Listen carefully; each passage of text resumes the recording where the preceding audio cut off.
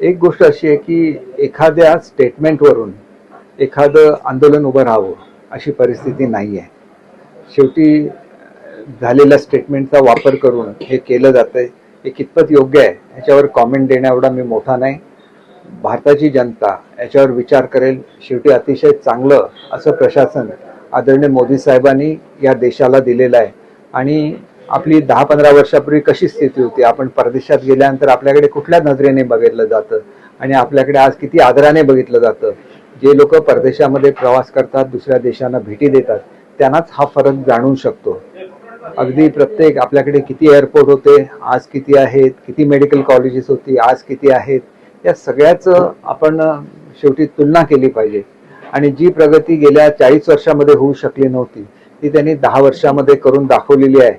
ही वस्तुस्थिती आहे आणि त्याच्यामुळे त्याचं कौतुक झालं पाहिजे असं मला वाटतं. सावंतवाडी मतदारसंघामध्ये वेंगुर्ला तालुक्यातील आडेल या गावात पाणी टंचाईचा प्रश्न निर्माण झाला. विहिरीचं काम आहे त्या पूर्ण झाले नाही. तिथील जे नागरिक आहेत ते संतप्त प्रतिक्रिया देत आहेत.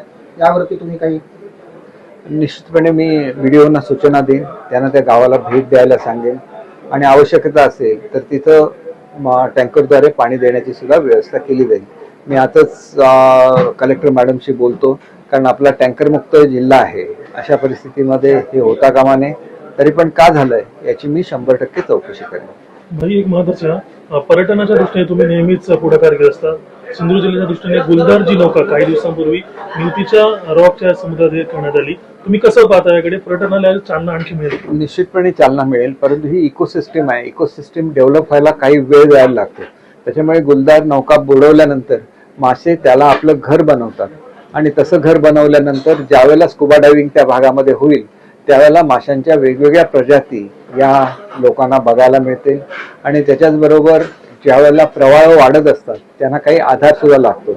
अनेक ठिकाणी चौकोनी कॉन्क्रीटच्या पोकळ असे ब्लॉक्स तयार केले जातात आणि ते समुद्रामध्ये सोडले जातात आणि त्या ठिकाणी प्रवाह वाढतात.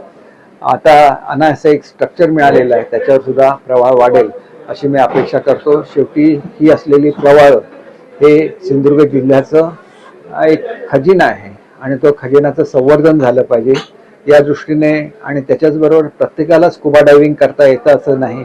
लहान मुलं असतात, वृद्ध लोक असतात, हे स्कुबा डायव्हिंग करू शकत नाहीत आणि त्याच्यामुळे त्यांना ती सगळं समुद्राखालचं वैभव बघता यावं म्हणून हे अंडरग्राऊंड सबमरीन ही सुद्धा MTDCने बुक केलेली आहे. ती सुद्धा लवकरच येईल.